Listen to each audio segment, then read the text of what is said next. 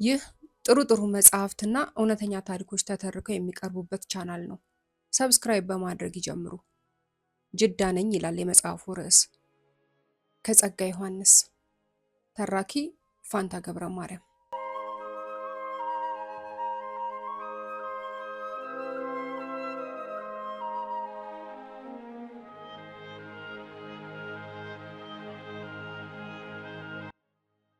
ከዚህ በፊት በዚህ አመሌ አሪፍ ስራ እንዳጣው ባውቅም አመል ነውና ስደጋግመው ያስደስተኛል። ታውቂዋለሽ፣ ቀስ ብሎ ሌሎች የሚሉትን የመስማት ልምድ። ይህ ድርጊቴ ያኔ ትምህርት ቤት ሆኜ ጓደኞቼ ሲያሙኝ እጅ ከፍንጅ ለመያዝ ያለኝ ጽኑ ፍላጎት ያሳደረብኝ ሱስ ነው። ሰዎች እኔ ሳልኖር ስለ እኔ የሚሉትን እንደ መስማት የሚያጓጓኝ ነገር የለም።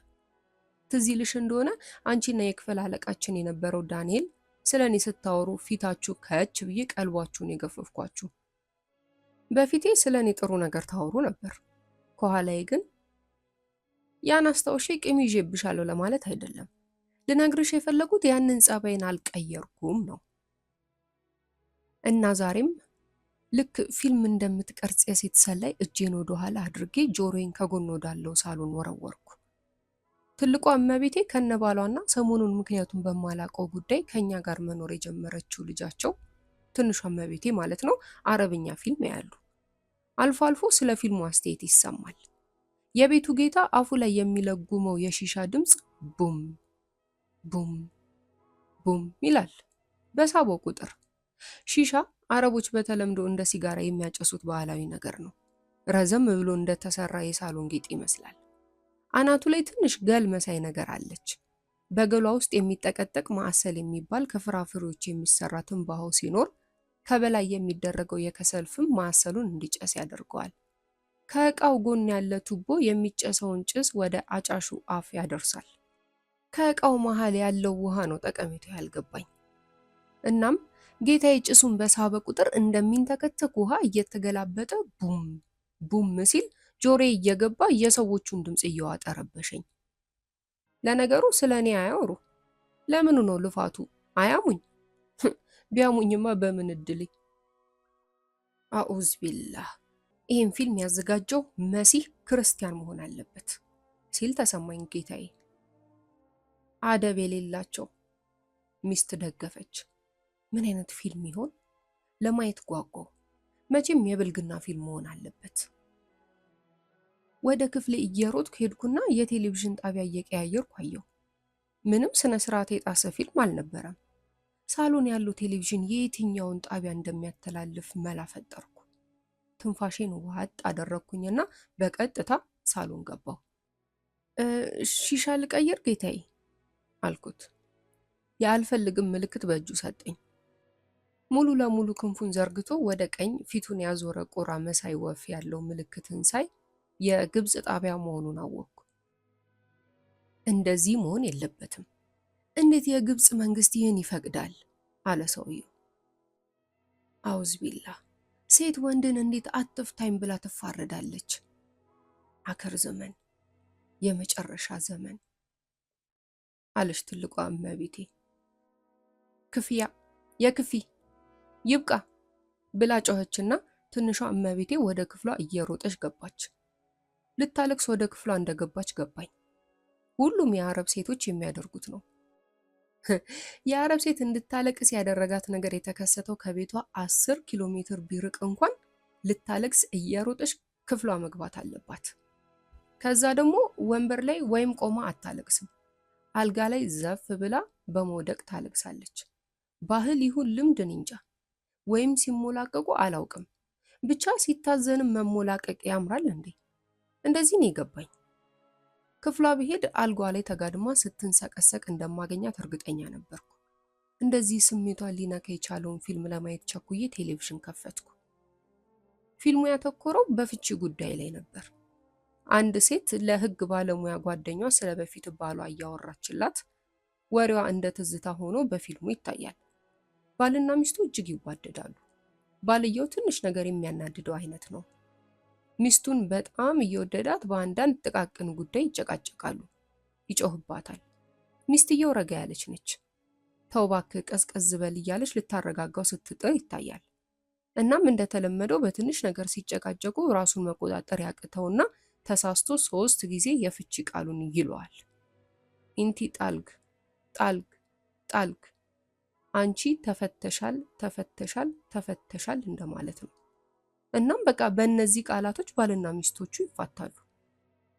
ሚስት ቀላል ሴት አይደለችም። በህግ ባለሙያ ጓደኛዋ አማካኝነት ከዚህ በፊት ማንም ሴት ከፍቶት የማያውቀውን ክስ ትከፍታለች።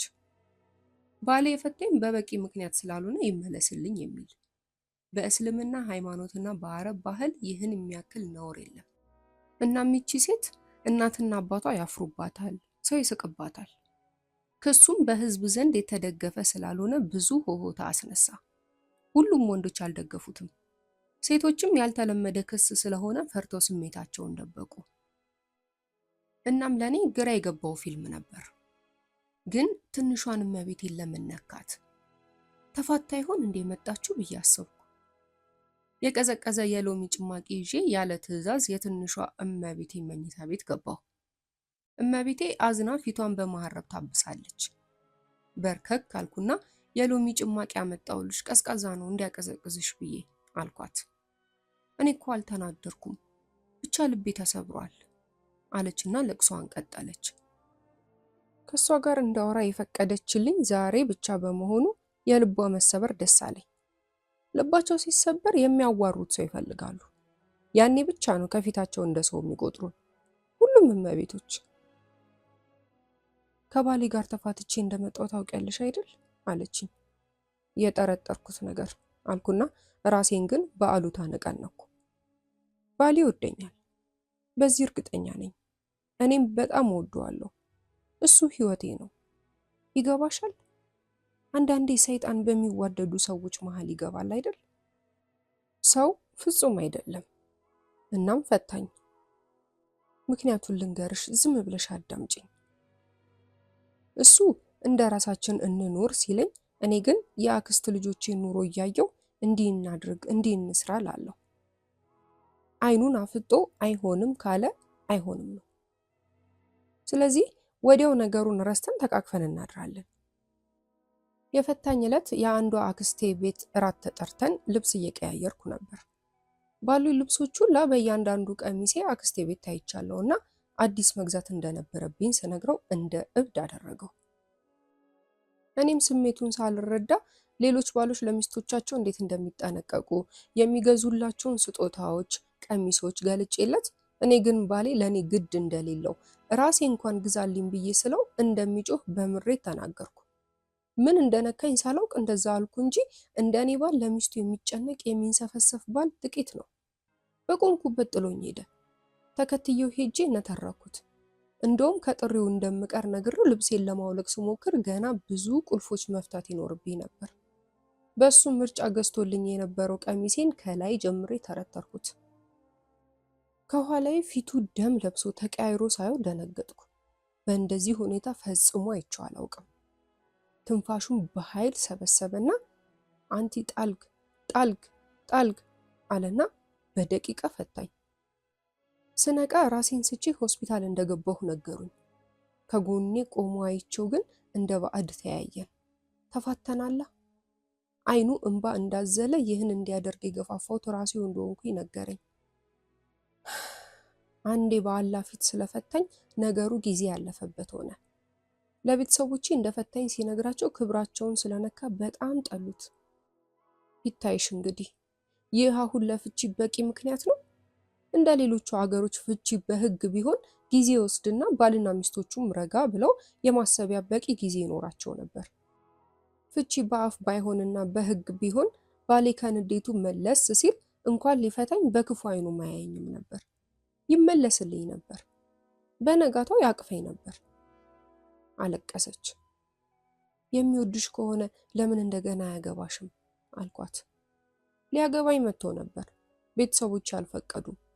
እሱ እንደሚወደኝ በድብቅ ደውሎ ነግሮኛል። አንድ ቀን እንጋባ ይሆናል። ገላዬን ሌላ ሰው እንዲነካ አልፈቅድለትም። እኔ ለሱ ተብዬ እንደተፈጠርኩ አውቀዋለሁ። የሱ ነኝ። አንቺ ከወደድሽው እሱም ከወደደሽ ለምን ከቤተሰብ ውጭ አትጋቡም? ቤተሰቦችሽ በኋላ ይቅርታ ያደርጉልሻል። በእኛ ሀገር ሁለቱ ፍቅረኛሞች ከተዋደዱ የቤተሰብ ውሳኔ እምበዛም አይጠብቁም።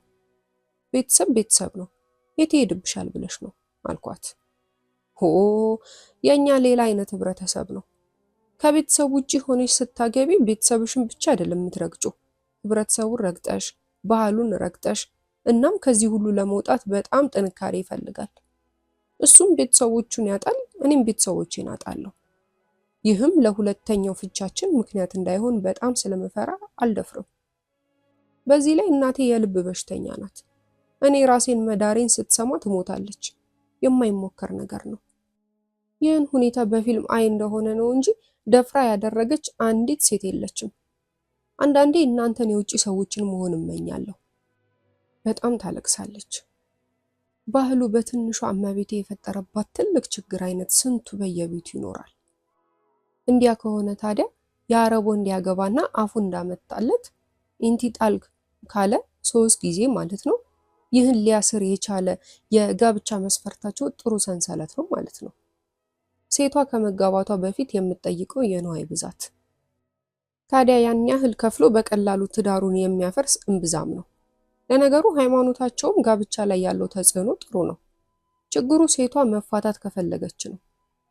ወንዱ ካልፈቀደ እጅግ አስቸጋሪ ነው። ይህ ሀገር ለወንዶች ያደላል፣ በጣም ያደላል። ለነገሩ ለተፋታች ሴት ያለው የህብረተሰቡ አመለካከትም በጣም ስለሚጫናት መፋታትን እንደ ሞት እየፈራች ትኖራለች። ወይ ጉድ! ይህ ሁላ ድሎት ከውስጥ ባዶ ነውን ብዬ ገረመኝ። እመቤቴ ላይ የቀናው ሁባትን ያህል አሳዘነችኝ። ጥሩ ትዝታዋን ቀስቅሼ እመቤቴን ላዘናጋት አሰብኩና ያጎትሽ ልጅ ነበር እንዴ ባልሽ አልኳት። አይ አልነበረም። አይገርምም አለችኝ። እውነቱን ለመናገር እኔን የሚገርመኝ ከአጎታቸው ልጅ ጋር ጋብቻ የሚፈጽሙት እንጂ ከባዕድ ጋር መጋባቱ ምኑ ይገርማል። ቀጠለች ንግግሯን። ትንሽ እያለሁ ሁሌ አብሮኝ የሚጫወት ያጎት ልጅ ነበረኝ። ሁለታችንም ስናድግ እንደምንጋባ ከቤተሰቦቻችን እንሰማ ስለነበር ስለ ጋብቻ ያለ እድሜያችን እናወራ ነበር። ሳገባሽ እደበድብሽና ደም ብቻ ነው የማደርግሽ ይለኝ ነበር። አያስቅም? ታዲያ ስንጫወት የሌሎች ዘመድ ልጆች ከነኩኝ ከቻለ ያግዝልኛል፣ ካልቻለ አብሮኝ ያለቅሳል። እንዲህ እያልን አብረን አድገን እኔ የ8 ዓመት ልጅ ሲሆን እርሱ ደግሞ የ12 ሲሆን መተያየት ተከለከልን። ከዛ ጀምሮ አባያና ጠረሃ ረጅም ጥቁር ቀሚስና ሻርፕ ማለት ነው ለበስኩኝ። እርሱንም አይቼው አላውቅም። እቤት አንዳንዴ ከመጣ እኔ ወደ ክፍሌ እንድገባ ታዘዛለሁ። አቋረጥኳትና እንዴ ከሱ ጋር ሳትጋቡ ቀራችሁ ታዲያ አልኳት። ኦ ታሪኩ ረጅም ነው አለች። ረጅም ታሪክ እወዳለሁ፣ ብዙ ጊዜ መጨረሻው አስደሳች ነው አልኳት። ፊቷን በፈገግታ አበራችልኝ። ቆንጆ ናት። ፈገግ ስትል አይኗ እንደ መከደን ይልና ቅልብስ ረጃጅም ሽፋሽፍቶቿ ይበልጥ የሚስቡ ይሆናሉ። ደግሞ እኮ እንደ ልብ ወለድ ታሪክ አይነት ነው። የሮሚዮና የጁለት ታሪክን አንብበሻል?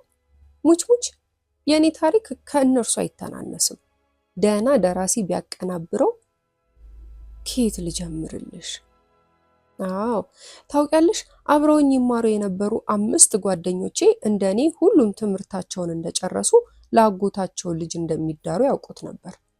ነገሩ የተለመደ ስለሆነ ወንዱም ያጎቱን ልጅ አላህ ለአዳም ሐዋን እንደፈጠረለት ሁሉ እርሷን ለእርሱ የፈጠረለት መሆኗን ስለሚያምን እሷን ሌላ ሰው ካገባ ራሱን እንደ ደካማ ሰነፍ የራሱ የሆነ ነገር ሲነጠቅ ዝም ብሎ የሚያይ ፈዛዛ ተደርጎ የተቆጠረ ስለሚመስለው የአጎት ልጁን ቢወዳት ባይወዳት አይለቅም። ታዲያ ከነዛ ጓደኞቼ ጋር ስለ ወደፊት ባሌ ሳወራ የሚታየኝ እነዚያ በትንሽነት ያዩዋቸው ሞኛ አይኖቹ ስለሆኑ እበሽቅና ንግግሬን አቆማለሁ። ጓደኞቼ ግን ልቤን እንድከፍትለት ይመክሩኝ ነበር። ምክንያቱም ሁኔታዬ እየገፋ ልጁን እንዳልጠላና ኑሮዬን እንዳላማረር ያስቡ ስለነበረ ነው። ከኔ በቀር ሁሉም ስለ አጎቶቻቸው ልጅ ቀናነት፣ መልክ ሁሌ እያወሩ ራሳቸውን በፍቅር ለማሰር ይሞክራሉ።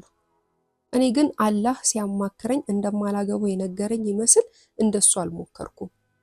በተለይ አንዷ ከአጎቷ ልጅ ፍቅር ስለያዛት ራሷን እድለኛ ታደርግ ነበር። ይህች ልጅ አባቷና አጎቷ ሲጨቃጨቁ አሁን ቃላቸውን ያጥፉና የወደፊት ባሌን አጣለሁ እያለች ጭንቀቷን ስትነግረን በሳቅ እንፈነዳ ነበር። ባህሏ ከባህሌ፣ ህብረተሰቧ ከእኔ ህብረተሰብ በጣም የተራራቀ ስለሆነ ወሬዋ አዲስ እና የሚስብ ሆነብኝ። ሳላስበው የእመቤቴ አልጋ ጫፍ ላይ ተቀመጥኩ። በጣም ስተት ነበር። ብቻ በወቅቱ የአልጋ ጫፍ መሆኑ እንጂ የማን አልጋ ለሚለው ቁብ ስላልነበረኝ ተደላደልኩ። ባሌ ሙስጠፋን ስተዋወቅ ሊያገባኝ ከነበረው የአጎቴ ልጅ ጋር አባቴ የጋብቻችን ቀን ከ1 ዓመት በኋላ እንደሚሆን ተስማምተው ለትምህርት ውጭ ሀገር ሄዶ ነበር። እኔ ከታናሽ ወንድሜ ትንሿ እህቴና ዳዳ ሞግዚታቸውን የሚጠሩበት የተለምዶ ስም ነው።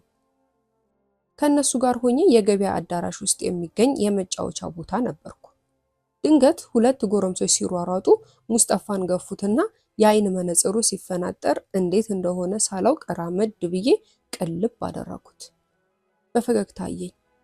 አስተያየቱንና አይኖቹን አረሳቸውም። ያለ መነጽር በጣም የተዋቡ ናቸው። ስታወራልኝ የበፊት ባሏን ፊት ፊት ለፊት የምታይ መስል አይኗን እያባበለች ፈገግ ትላለች። አይኗን መልሳ ቡዝዝ ታደርግና ፈካ እዝን እኔን አታየኝም። ከዛ የትም ሳይሄድ እዛው የጨዋታ ቦታ ቆሞ በአይኑ ሲከተለኝ አየሁ። እኔን ከሌሎች ሴቶች ለመለየት አስቸጋሪ ሲሆንበት በአይኖቼ እዚህ ጋር ነኝ እለዋለሁ። ብዙ ተያየን። መጨረሻ ላይ ጥቅልል ወረቀት ሲወረውር ዳዳ ሻርፕ ላይ ወደቀ። እየተጣደፈ ወጣ። ወረቀቱን ሲወረውር ያየው እንደሌለ ቃኘት ታደረኩና ቶሎ ብዬ ከሞግዚታችን ሻርፕ ላይ አነሳውና ዳዳ ላይ ጮኩባት።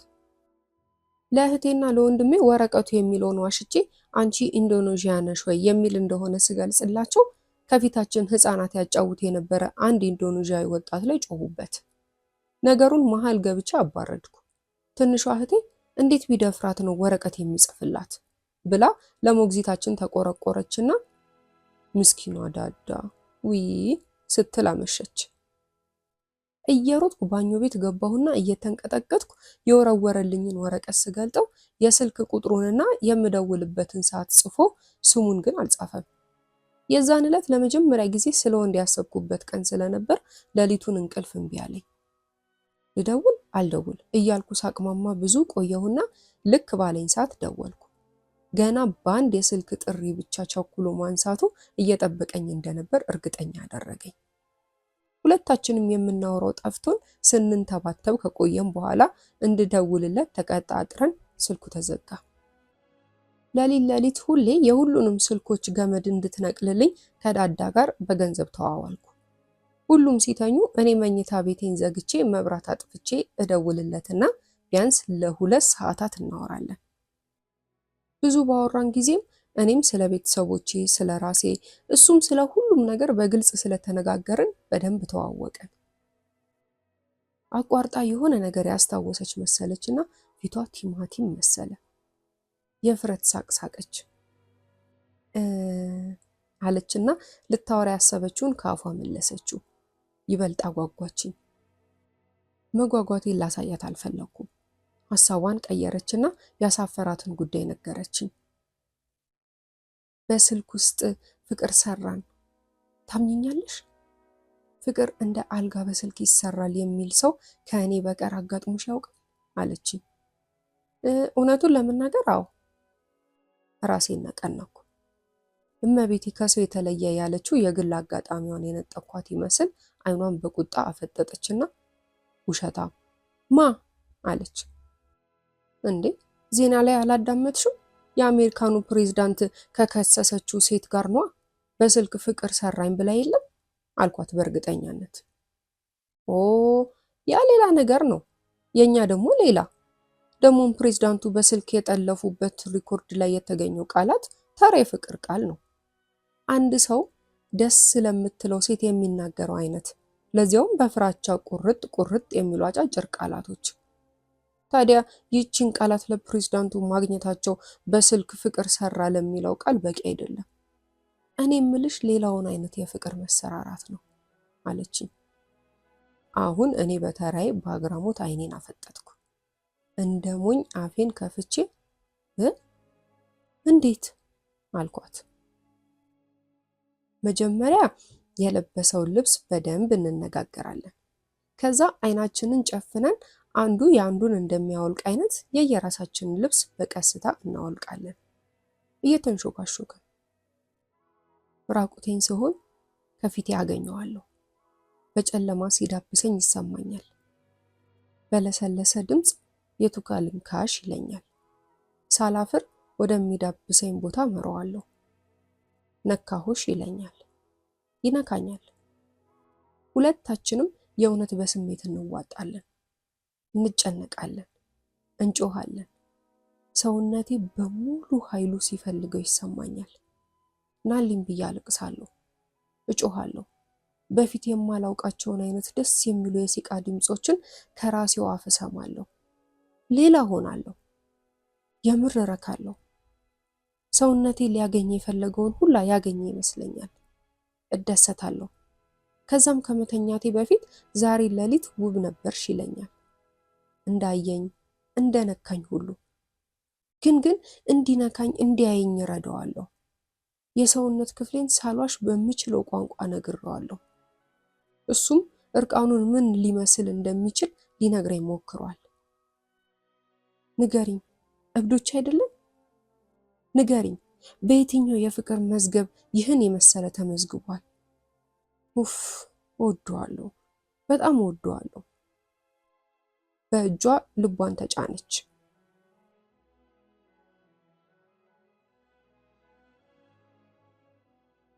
ይህ ልዩ ግንኙነታችንን በሳምንት 2 3 እያዳበርነው ሄድንና ሁሉም ነገር ቀላል ሆነልን። አንድ ቀን ፊቴን ላይ እንደሚፈልግ ነገረኝ። እኔም ላየው እፈልግ ስለነበር ለመተያየት ዘዴ ቀየስን። ከዳዳ ጋር የገበያ ቦታ ለመሄድ አስፈቅጄ በተቃጠርነው ሰዓትና ቦታ ተገኘው። እሱም ከሩቅ ሲከተለኝ አየሁ። እንዲያውቀኝ ከአባዬ በላይ እንደ ባላገር ነጭ ቦርሳ አንጠልጥዬ ነበር። እንደተነጋገርነው ሰው ወደማይበዛበት ቦታ ሄድንና እንዳቀድነው እሱ ከፊት ለፊቴ ሲመጣ ሻርፔን የማስተካከል መስዬ ፊቴን ሙሉ ለሙሉ ገለጥኩለት። አየኝ፣ ሄደ። ስደውልለት ምን ያህል ቆንጆ እንደሆንኩ ደጋግሞ እየነገረኝ የተለየ ፍቅር ሰራን። ቶሎ ቶሎ ለመተያየቱ የግድ ዘዴ መቀየስ ነበረብን። ወፍራሟ እህቱ መሰላል ሆነችን። ውፍረቷን ለመቀነስ በየቀኑ የስፖርት ቤት ትሄድ ነበር። እኔም ለቤተሰቤ ሰውነቴን ለማጠንከር ስፖርት መስራት እንዳለብኝ አሳመንኩና እህቱ የምትሄድበት ስፖርት ቤት አባል ሆንኩ። በተፈጥሮ ስፖርት በጣም ብጠላም የሰውነት አቋሜ ስፖርት ከሚሰሩት ያማረ ነው። እንደሚታየው ግን ለእርሱ ስል ትንፋሼ እስኪያጥር ስፖርት ሰራለሁ። ወፍራሟ እህቱ ዝጋታምና ከሰው የማይገጥም የተለየ ባህሪ ስላላት እሷን ጓደኛ ለማድረግ ወር ሙሉ ፈጀብኝ። ለዚያውም በጣም ስለተለማመጥኳት እንደ ገረዷ ያን ስጭኝ፣ ይሄን ግፊ፣ ይሄን ሳቢ እያለች አሰለቸችኝ። ጓደኛ ከሆነም በኋላም ጓደኝነታችን እስከ ስፖርት ቤቱ ደጃፍ ድረስ ብቻ ሆነ። በር ላይ ወንድሟ ቆሞ ይጠብቃታል። እኔም ለማየት ለዚያች አጭር የአይን ንግግር ስል ሰውነቴን የማይፈልገውን ስፖርት በግድ አሰራዋለሁ። ማታ ስደውልለት ስለ እብደታችን እያወራን ሌሊቱን ሙሉ እንስቃለን። ቀጥሎ ደግሞ ሊነካኝ ተመኘ። ይህ እንዴት ይሆናል አልኩት። ለዚህም መንገድ አላጣንም። አብረን ሌሊቱን ዘየድን። እኔም ስፖርት ቤት ከመሄዴ በፊት ጣቶቼን በሚያለሰልስ ክሬም ዘፍዝፌ ጥፍሮቼን በሚያምር የጥፍር ቀለም አስዋብኳቸው። ሹፌሬን ዘግይቶ እንዲመጣ ገንዘብ ስለሰጠሁት ከጓደኛዬ ጋር ከስፖርት ቤቱ ስንወጣ በር ላይ አላገኘሁትም። ጓደኛዬን ሹፌሬ እስኪመጣ አብራኝ እንድትቆም ጠይቂያት እኛ የገመትነውን ጥያቄ ጠየቀችን። እናድርስሽ አለችኝ። ለደግነቷ እያመሰገንኳት በደስታ የፍቅሬ መኪና ውስጥ ገባሁ። እንደተነጋገርነው እጆቼን የፊት ወንበር ላይ እንደ ቀልድ ሳስቀምጥ የኋላ ማርሽ አስገብቶ ወደ ኋላ ላይ እንደመዞር አለና የወንበር ድጋፍ ላይ የነበሩትን ጣቶቼን ጫን ሲላቸው መላ አካላቴ ሲነድ ተሰማኝ። ንገሪኝ እስኪ ሮሚዮ ጁሊየትን ሲስማት እንደኔ የተሰማት ይመስልሻል? በጭራሽ። የዓለም አሳሳሞች ያህል ሊመስጡ አይችሉም። ነፍሴ ጥላኝ ሄዳ ነፍሱን ያመጣችልኝ መሰለኝ። በትንፋሹ ተነፈስኩ። እህቱ ደንግጣ ወንድሟ ሳያስብ እንደነካኝ ስላሰበች ይቅርታ ጠየቀችኝ። የምትለው ጠፍቷት እየተንተባተበች እጆችሽን የፊት ወንበር ላይ ማስቀመጥሽን አላየም? እሺ፣ ይህንን ጉዳይ ለማንም አትናገሪ፣ ወንድሜ ስነ ስርዓት ያለው ሰው ነው አለችኝ። የተሸፈነው ፊቴ በደስታ እንደፈነደቀ ጥፋተኛዋ እኔ እንደሆንኩኝና ነገሩን እንድትረሳ ነግራት ቤት አደረሱኝ። ሹፌሬ ላይ በእናቴ ፊት ለይምሰል ጮኩበትና እናቴም የመጨረሻ ማስጠንቀቂያ ሰጠችው። ነገሩ ሳይታወቅብኝ የምወደውን ወንድ አካል ነካው። በአመቱ መጨረሻ በሙቀቱ ጊዜ ሁል ጊዜ ወደ ውጭ ሀገር ከቤተሰቤ ጋር መሄዱ የተለመደ ስለሆነ ይህን ጊዜ ጠብቄ ለንደን እንደምሄድ ነገርኩት። እዛ በሄድም በሳምንቱ ለኔ ሲል እዛ ድረስ መጣ። ለንደን እያለን ከእናቴና እህቴ ተለይቼ ለመውጣት ብሞክርም የማይሆን ሆነ። በስልክም እንደ በፊቱ ፍቅር መስራት አልቻልንም። ላብድ ደረስኩ። ደውዬ እዛው ለንደን ከሱ ጋር ለመቅረት እንደምፈልግ ነገርኩት። ይህ የማይሞከር ነገር ነው፣ ረጋ በይ አገባሻለሁ አለኝ። ስለ ጋብቻ ሳስብ ፈራው። አባቴ ቃሉን የማያጥፍ ከባድ ሰው ስለሆነና ያጨኝ የወንድሙን ልጅ በጣም ስለሚወደው ጋብቻችንን እንደማይቀበል እርግጠኛ ነበርኩ። እንደምንም አንድ ቀን ካለንበት ሳንርቅ ተደብቆ እንዲያየኝ በደንብ ተነጋግረን እየፈራው ከዳዳ ጋር ተደብቄ ወጥቼ እንደተባባልነው አባያና ሻርፔን አወለኩና ቆምኩ። ከአንድ በኩል የካሜራ ብልሽ ታየው። ፎቶ እንዳነሳኝ ሳረጋግጥ አባይን ልለብስ ስል ድንገት እናቴ እራሷን ይዛ እየሮጠች መጣች። ፀጉሬን ጨምድዳ አስለበሰችኝ። እናቴን እንደዛ ስትሆን አይቻት አላውቅም። የዛን ዕለት ልጅሽ ሸረሞጠች እንደተባለች እናት ታማተኛች። ደጋግሜ እንድሰግድ አስገደደችኝ። ለአባቴ ልጃችን አበደች፣ እንደ አውሮፓዎቹ 6 ሴቶች ራቁቷን ሄደችልህ፣ ፀጉሯን ከፈተች። ደግነቱ ማንም ሳያት አንቄ መለስኳት። ልጅህ በገዛ እግሯ ገሃነም ስትገባ ማየት አልፈልግም። የወንድምህን ልጅ የጋብቻውን ጉዳይ እንዲያፋጥን አስታውቀው፣ ቶሎ ታግባና እኔም ልረፍ፣ አልፈርድባትም ስትለው ሰማሁ። እረፍታችንን ሳንጨርስ አባያዬን ባወለኩ በነጋታው ወደ ሀገራችን መጣን። ሙስጠፋ የጋብቻችንን ሁኔታ ለቤተሰቦቹ ተናገረ። የእሱ የአጎቶቹ ልጆች በሙሉ ወንዶች ስለሆኑ ቤተሰቦቹ ከባዕድ ጋር ለሚያደርጉ ጋብቻ አልተቃወሙም። ስለ ቤተሰቦቼ በደንብ አጥንተው ለጋብቻ አባቴን ጠየቁት። አባቴ ለአጎቴ ልጅ ቃል መግባቱን ገልጾ ጋብቻውን ሳይቀበል ቀረ። በአባቴ ውሳኔ ህይወቴ ወደ እሳት የሚጣል መሰለኝ። ከሙስጠፋ በቀር ማንም ቢሆን ከልቤ በር እንደማይደርስ አውቀው ነበር። የአጎቴ ልጅ ነገሩን እንደሰማ ትምህርቱን ትቶ ሊያገባኝ በፍጥነት መጣ። ይህ ሁሉ ሲሆን ሙስጠፋ ከእሱ በስተቀር የማንም እንደማልሆን እየማለ ያሳምነኝ ነበር። ከአጎቴ ልጅ ጋር የተደረገው የሰርግ ቀጠሮ እየቀረበ ሲመጣ እየደወልኩ ማልቀስ ብቻ ሆነ ስራዬ። የሰርጌን መቃረብ እንደ ሞቴ መቅረብ ቆጥሬ ተሰቃየው። ሙስጠፋ የአጎቴን አድራሻ ጠይቆ ከወሰደ በኋላ ትንሽም ቢሆን ተስፋ አደረኩ። አጅሬ በቀጥታ ሄዶ እንደሚወደኝ ነገረው። የአጎቴ ልጅ እንደ እብድ ሰራው።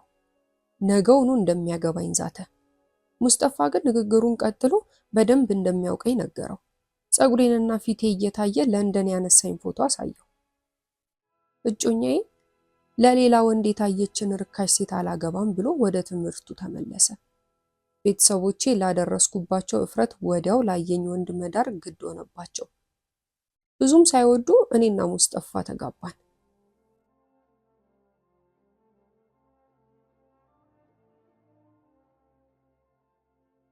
ንግግሯን እንደጨረሰች አፈጠጠችብኝ።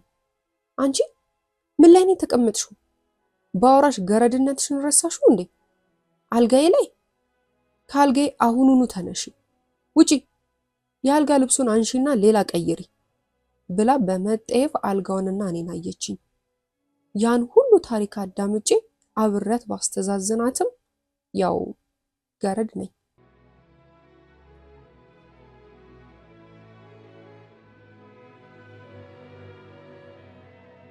ቤቱ ሰፊ ከመሆኑ የተነሳ ሳላየው አንድ ቤት ሊኖረው የሚችለውን ስፋት በህልምሽ አልሚ ቢሉኝ እንኳን ላልመው አልችልም። በምኖርባት ዓለም ውስጥ ጎረቤታችን የነበሩት የነባንቺ ቤትና የእነዚህ ሰዎች ቤትን ያህል ልዩነት ከየት ሊመጣ? ማማቴ ላይቀር እላይ ቤት እሰማይ ቤት ሄጄ አንድዬን እንዳማ ቢፈቀድልኝ መቼም ለሰው ልጆች ልዩነት ከዚህ ሌላ ምንም ማስረጃ ሊገኝ አይችልም። ከከተማ ከተማ ይጠራሩ ይመስል እናትና ልጅ በአንድ ቤት ውስጥ ሆነው ከአንዱ ክፍል ወደ ሌላኛው ክፍል በስልክ ያወሩና አንዱ ክፍል ላይ እንዲገናኙ ይቀጣጠራሉ። እኔም የተሰጠኝን ጊዜ ጠብቄ ስራዬን የምጀምረው ባሎቻቸው ስራ ከሄዱ በኋላ አበቦችን ከነጤዛቸው ቆርጦ አስተካክሎ ለእመቤቴና ለእናቷ ከእንቅልፍ የመንቂያቸው ሰዓት ሲደርስ አበባ ይዤ በመግባት በደመቀ ፈገግታ ውስጥ ሆኜ ሰብሃ አልኬር እንደምን አደሩ ብዬ መስኮት በመክፈት ንጹህ አየር አስገብቼ እመቤቶቼን እቀሰቅስና ጣዛጅ አሲር ወይም ትኩስ ጭማቂ በማቅረብ ነው። እመቤቴ ለጾሙ ዝግጅት ገና 15 ቀን ሲቀረው እናትና አባቷ ቤት ገባች። እኔም አብሬያት ገባሁ። ይህ የጾም ወቅት ቤተሰብ ለመሰባሰቢያ የመረጠው ወቅት በመሆኑ ብዙዎቹ ይህን ጊዜ ከቤተሰቦቻቸው ለመቀራረቢያ ከያሉበት ለመሰባሰቢያ ይጠቀሙበታል። ጾሙ እስኪያበቃ ብቻ የምቆይ መሆኑ በጀኝ እንጂ የዚህ ቤት ስራ ሙትት ያደርጋል። ታዲያ ከጠዋት እስከ ማታ በዚህ ባህር በሚያክል ቤት ውስጥ ስዋከብ ውልና ወደ ማታ እግሮቼ ይዝላሉ። ለመኝታ ወደ ተሰጠኝ ክፍል ማምራት ራሱ ትልቅ ስራ ነው። ብዙ ደረጃዎችን አልፎ የቤቱ አናት ላይ ከተወጣ በኋላ እንደ ቀልድ የተገነቡት ክፍሎች ውስጥ ከወጥ ቤት ሰራተኛ አንስቶ እስከ የጽዳት ሰራተኞች መኝታዎች ናቸው። ሁሉም ሲለፋ ስለሚውል ድንገት ሲገጣጠም ብቻ የቸልታ ሰላምታ ተለዋውጦ ክፍሉ ገብቶ ቶሎ አልጋ ላይ ለመውደቅ ይቸኩላል። እንደዛ ደክሟቸው ቶሎ የማይተኙ ሲያስካኩ የሚያመሹት አዲሱ የሥራ ጓደኞቼ ሜሪና ክሪስ ከኔ ቀጥሎ ባለው ክፍል ውስጥ ነው የሚተኙት። እስከምለምዳቸው ድረስ በጣም መኝታ ነስተውኝ ነበር። ሜሪ በጣም ወጣት መስላኝ ነበር፣ እድሜዋን እስከምትነግረኝ ጊዜ ድረስ ማለት ነው። አጠር ያለች ልጅ እግር ናት። መጀመሪያ ሜሪንና ክሬስን ሳያቸው ክሬስ አሮጊት ከመምሰሏ በቀር ሌላ ምንም የመልክ መለያ የሌላቸው እህትማማቾች መስለውኝ ነበር። ኋላ ግን ክሬስ በሁለታቸው መካከል ያለውን የመልክ ልዩነት አስረዳችኝ። ለእኔ ግን ሁለቱም ፊሊፒኖች ትናንሽ ቅድ አይኖችና ድፍጥጥ አፍንጫ ያላቸው ተመሳሳይ ፍጥሮች ናቸው። በስራ በጣም ይተጋገዛሉ። ቋንቋቸውን መስማት በጣም ቢያስጠላኝም የውሸት ለመውደዴ ማስረጃ ብዙ ጊዜ በፈገግታ አያቸዋለሁ። በእድሜ አነስ ያለችዋ ሜሪ በፍቅር አይን ታየኛለች። ክሬስ ግን አይኖቿን በጥላቻ ታሰፋቸዋለች። ለዚሁ መፍትሄ እንዲሆነኝ ከስራዬ ውጪ ክሬስን ልረዳ ብሞክርም ሙከራዬ ሳይሳካ ቀረ። ይልቁንም ይበልጥ እንድርቃት በሁኔታው አስረዳችኝ። ችግሩ እሷን ብቻ እንድርቃት ብቻ ሳይሆን ሜሪንም እንዳናገር አለመፈለጓ ነው። ሜሪ ከመተኛቷ በፊት እኔ መኝታ ቤት መታ ልታሳስቀኝ ስትሞክር ክሬስ ከስነ ስርዓት ውጪ በሬም በርግዳ ሜሪን ጎትታ መውሰዷን ልማድ አደረገችው። ሜሪም እየሳቀች ምን ያህል ተፈላጊ እንደሆንኩ አየሽ ትልና ተጎትታ ለመወሰዷ ምንም ቅሬታ አይታይባትም። ብቻ በነጋታው ከስራ መልስ እንደገና ብቅ ብላ ታዋራኛለች። እየቆየን ስንሄድ የሜሪ ወሬ የሚናፍቀኝ አይነት እየሆነ መጣ። ብቻ የሜሪ ከልክ ያለፈ ፍቅርና የክሬስ ከልክ ያለፈ ጥላቻ ምክንያቱ አልገባኝ አለ።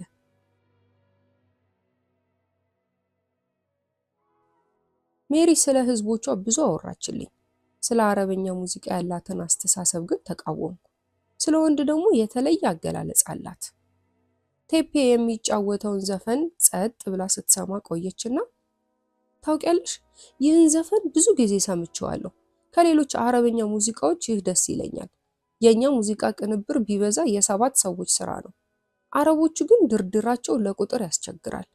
ቫዮሊናቸውን አንቅተው የሚወዘወዙ ብዙዎች ናቸው።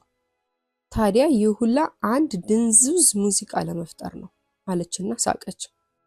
አይ አትሳሳቺ፣ የአረቦቹ የሙዚቃ ቅምር ጥልቅ ነው። ጥልቀቱን ለማየት ቃናውን ለማጣጣም ትዕግስት ያስፈልግሻል። ጸጥ ብለሽ ማዳመጥ።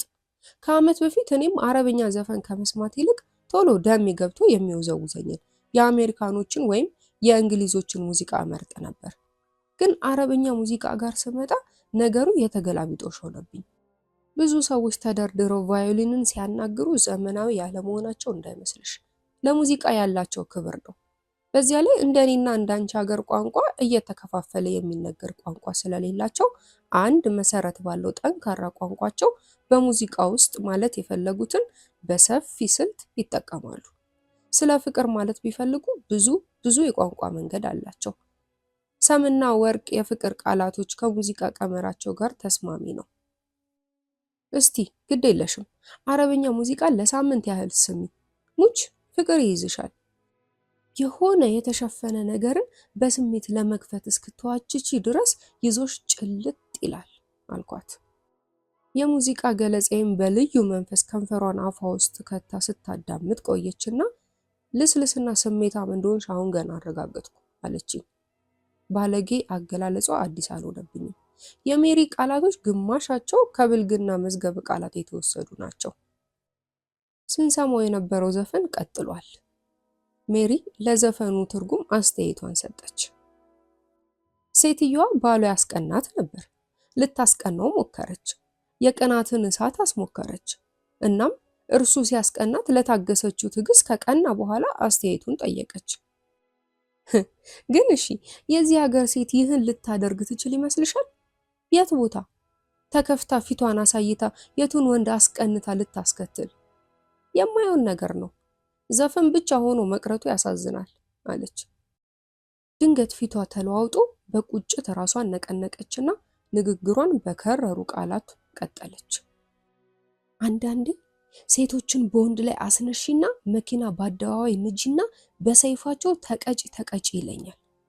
የወንድ ግዞት አያበቃም በሁሉም ሀገር፣ የዚህ ሀገሩ ግን የተለየ ነው።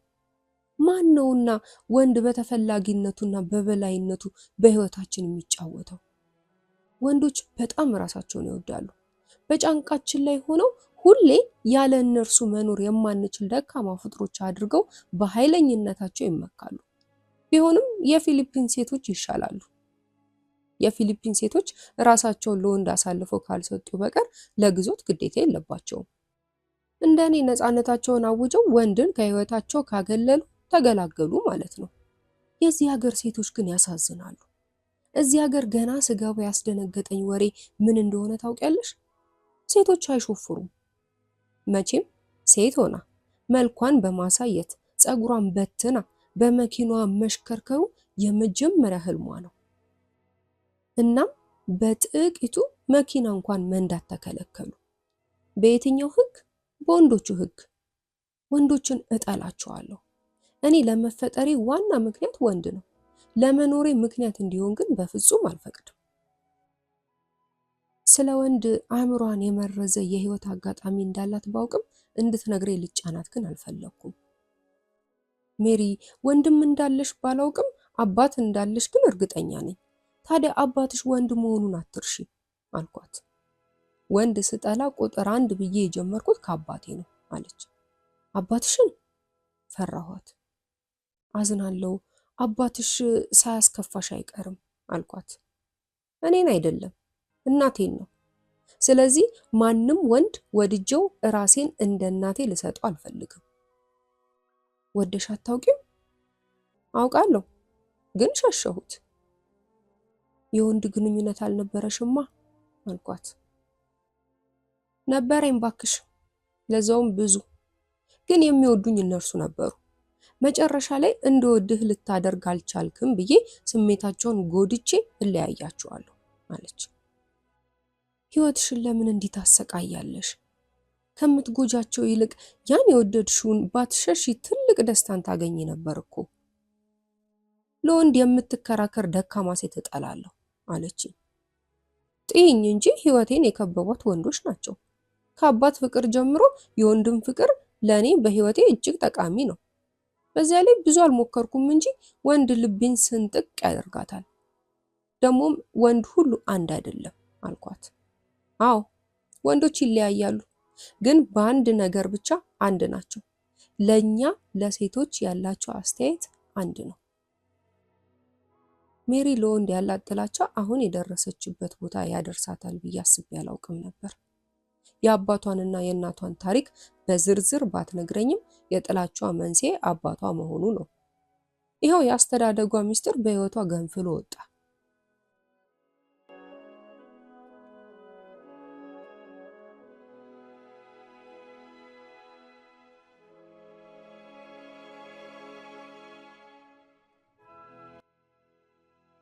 ይህን ግሩም የስደት ታሪክ በጥዑም አተራረክ አዘጋጅተነዋል። ሰብስክራይብ እያደረጋችሁ ጠብቁን። ቀጣዩን ይዘን እንመጣለን።